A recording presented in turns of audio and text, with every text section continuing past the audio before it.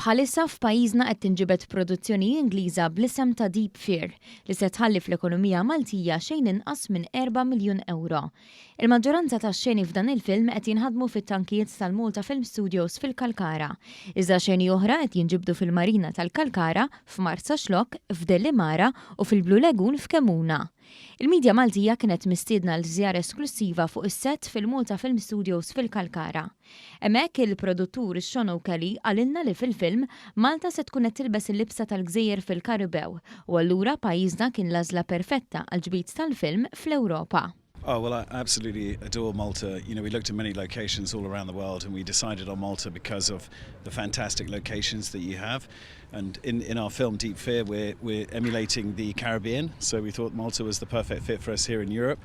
The crew, the facilities, the talent on the island, especially working with Engelbert as well, has been absolutely fantastic. And we'll definitely film here again. Iż-żewġ atturi prinċipali li wiċċhom mhux ġdid fix-xena tal-films, speċjalment magħna l-Maltin, huma Madalina Genja magħrufa l-aktar għall-irwol li kellha fil-film riċenti House of Gucci u Ed Westwick, magħruf bħala Chuck Bass fis-serje televiżiva popolari Gossip Girl.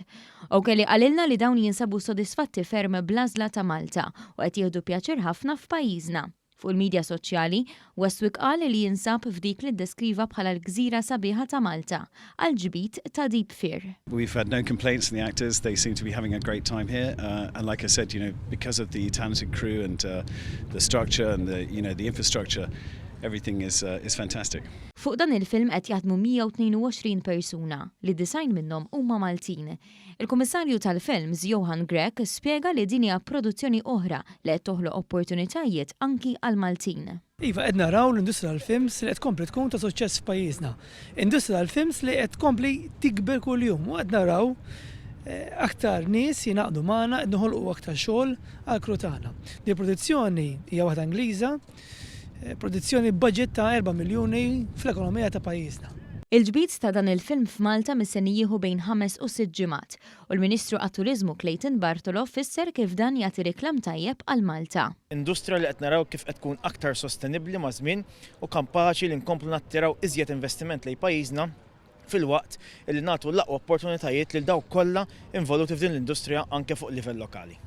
Il-film Deep Fear mistenni joħroġ lejn l-aħħar ta' din is-sena.